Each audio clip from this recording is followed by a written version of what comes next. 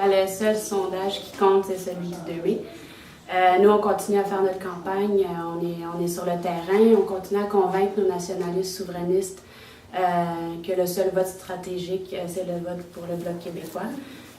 Voyant Cochon et Harper qui ne sont pas dans la course, de cette façon-là, les gens comprennent qu'il n'y a plus de crainte à avoir, que ce soit libéral ou conservateur qui rentre. Donc, ils vont vraiment aller voter avec leurs convictions, avec leur cœur pour le Bloc québécois. Et on continue sur le terrain à travailler.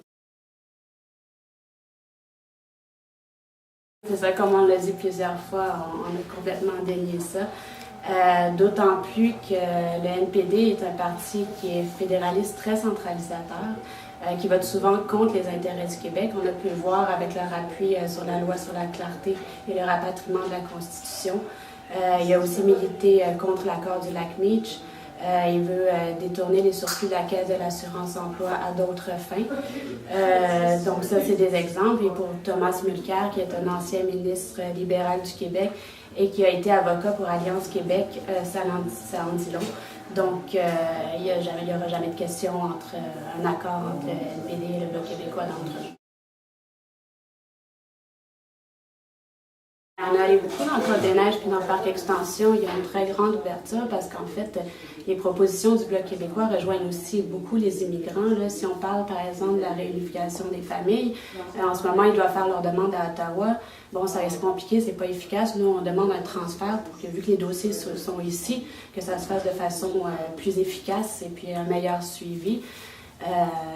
Donc, si jamais, en attendant que ça se fasse, moi, en tant que députée, je vais faire du cas par cas, vraiment d'être présent dans ces situations-là. On voit un très haut taux de chômage aussi dans le Côte-des-Neiges. Puis, c'est pour ça que le Bloc québécois demande de faire une réforme de l'assurance-emploi, donc qu'il y ait une meilleure accessibilité. On veut une accessibilité de 360 heures. On veut enlever le délai de carence de 2 semaines. On veut que ça soit de passer de 55 à 60 % du revenu.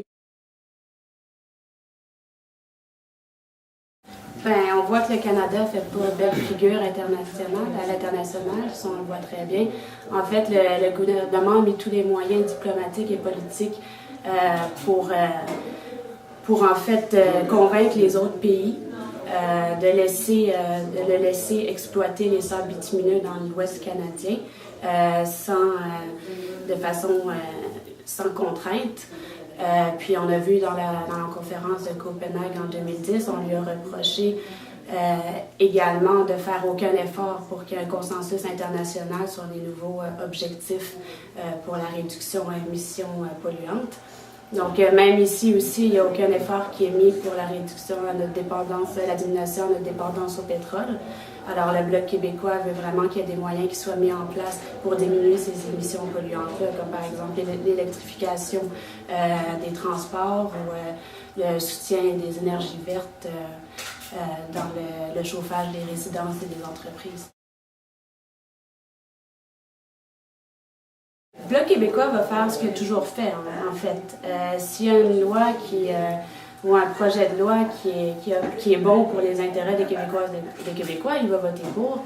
Si c'est l'inverse, que ça va nuire aux Québécois et aux Québécoises, il va voter contre. Donc, et à partir de ce moment-là, le Bloc québécois va continuer à amener des projets de loi pour défendre les intérêts des Québécois et des Québécoises. Là-dessus, c'est très clair.